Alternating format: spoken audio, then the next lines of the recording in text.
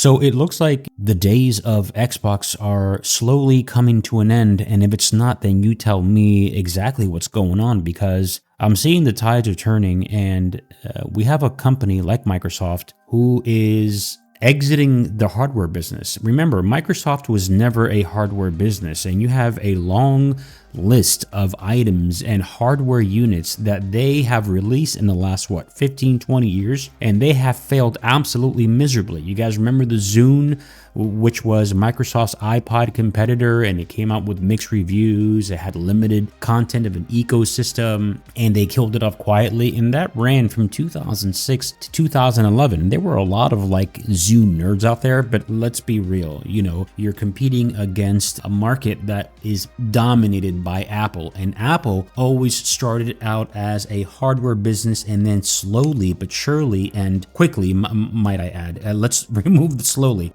moved into the software, because they had the vision back in the 70s, Steve Jobs and Steve Wozniak, and Microsoft didn't actually go that route, but I'm getting far ahead of myself, and that's going back too far back in time.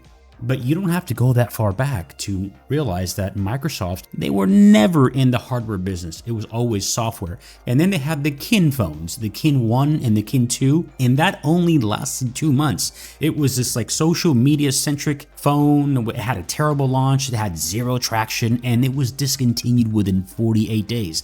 And then you have the Microsoft phone, and the Windows phone kind of had like an okay, UI and stuff like that. It was kind of okay. But the problem was, and this is the biggest problem of them all, it had no app support. And you know that the App Store, Apple's App Store, had all the traction in the world. And you're talking about a time of 2010 to 2017. And then what Microsoft did, they wound up buying Nokia's phone business and then completely wrote it off and then shut down the entire division. And then you had the Microsoft Band, the Band and the Band 2, which was like, remember, like the little wristband thing that eventually became smartphones, that it could, tell your heart rate, your temperature, your steps, all that crap. It only lasted from 2014 to 2016, 2 years. And then the utter failure of the Surface, and that was the Surface RT from 2012 to 2013, the Surface Duo from 2020 to 2023, and then the Surface Neo, which was canceled. It was going to be like a dual screen Windows tablet. And then they try to hop into this whole virtual reality thing. They saw the successes that Facebook was having with their headset, so they went in with this Windows mixed reality headset. Confusing branding, underwhelming VR support. It just never caught up to like Meta's, Oculus and shit like that. And then who's not going to remember the horrible X1 Connect? Remember that? And then the Connect 2.0 launched, and it was like mandatory hardware with the Xbox One. They were bundling it, and nobody wanted it. It's just horrible branding, horrible marketing. And I'm developing a pattern here with Microsoft. They absolutely suck when it comes to hardware. They shine when it comes to their own operating system, their own Windows. But that's if you're on Windows, you're fine, right? And then last week, you had one of the original founding members of the Xbox team, Laura Fryer. She was there like in the 90s, dude, when she was working on Crimson Skies for Windows, right? And then they ported that over to the original OG Xbox. And by the time Xbox came out in 2001, there were already 126 million PlayStations inside living rooms. And the record is, I think, 184 million, or maybe it's a lot more than that. Hold on, I'm not sure of the exact number, but the original Switch, it's about to almost break Sony's record of the all-time high-selling console in history. And you have to remember one thing, this is very important, guys, is that Microsoft, just like Apple, and I'm talking about the heads of both companies, so Steve Jobs and Bill Gates, they don't like, well, rest in peace Steve Jobs, but they never liked gaming. They never wanted to get into gaming, and Steve Jobs had to famously retract his position and accept the fact that the App Store was making most of its money from games, from in-app purchases and downloadable content and DLC and like all these microtransactions. So he eventually bent the knee right before he peaced out, right? And then Bill Gates, he was famously quoted several times that he hated gaming, but then people within inside Microsoft convinced him that it was the time to get into the living rooms, because what was happening? Gaming on Microsoft on Windows PCs, it was a thing, but there were a lot of driver issues, and then, DirectX was just getting, good, right? And this is the early days of gaming. You're talking about mid to late 90s and then early 2000s, right? But the problem is that you had a company like Sony who got into the early to mid 90s. They got into your living room, and when you launched that game, it fucking worked.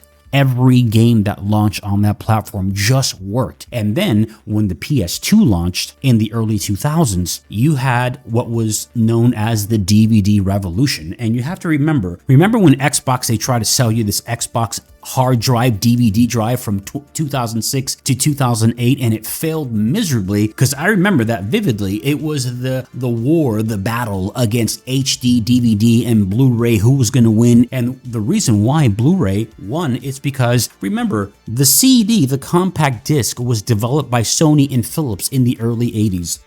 Sony, are the grandfathers of this technology that we know today, the disc technology. Then that morphed into the large laser disc. Remember that? That was actually spearheaded by Philips, because they had that technology already baked into the CD player. So all they did was expanded it a little larger, and then that eventually came to an end because it was too big and bulky and extremely expensive to put media onto that disc. That years later evolved into what we know now as the DVD, and then the DVD was just a hop, skip, and a jump away from just easing its way onto becoming Blu-ray, and that's the dominant technology. And now look at this. In 2025, Sony's announcing that they're moving away from Blu-ray because everything's becoming digital. And that's what I'm trying to say, is that Xbox, they're trying to jump the gun because they have a horrible track record at hardware. And they're saying, you know what, we're not making all that kind of money right now with Game Pass, because Game Pass is not bringing in the numbers. Remember, they always promised you game one day sales, meaning you can enjoy day one games on release. And now with the entry level tier system that they offer for Xbox,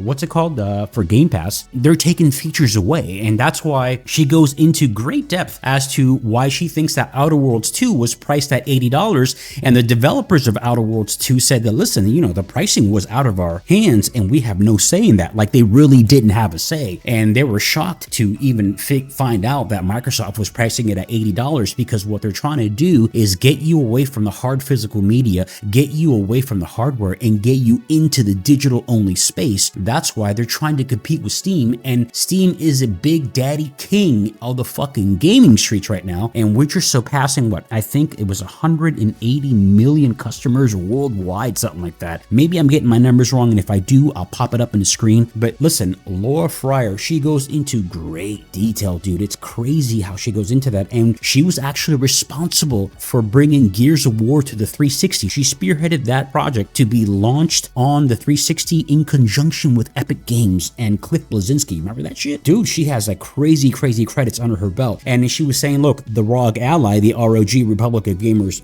Ally, Asus is a king when it comes to hardware. Like, these are hardware companies, and so what they're doing is they're subsidizing the software end of it, and they partnered up with Microsoft to say, hey, listen, we're just going to do a rebranding, okay? We have AMD internals into this machine. We know how to put shit together as far as hardware is concerned. Let's partner up. And this is why this whole Xbox Anywhere, that's where they're going. That's where Microsoft is going with the Xbox. And listen, it's such a crying shame that I never owned an original Xbox, and that's why you're seeing these OG Generation 1 Xboxes and even the Xbox 360s are going on sale. The hardware, the physical item, they're on sale on eBay for like almost close to $100, dude. You're talking about almost 25 years later, and they can still demand that kind of dollar. And I'm gonna be the one that's gonna buy one of them, because I don't know if you know, there's a dude on YouTube called Nacho Productions, I forget his name, but he does these retro console repairs and upgrades and mods. They're just insane, dude, what you can do with like old retro consoles. And the number one reason why these consoles consoles are selling like hotcakes is because of the preservation of hard physical media games. And that's something that we're losing because now we're seeing this whole traction and this conversation of the Stop Killing Games campaign that reached over 1.2, now 1.4 million subscriptions, million signatures, excuse me. And, you know, there's a certain YouTuber on the streets out here who is like butthurt mad, and a bunch of other developers who are actually against this campaign, and they really want the live service industry to take over. You know, you'll own nothing and be happy. You'll buy ones and zeros. You don't own anything. You just own the license, and Bob's your uncle. Little mini rant here about, you know, what's going on with the Xbox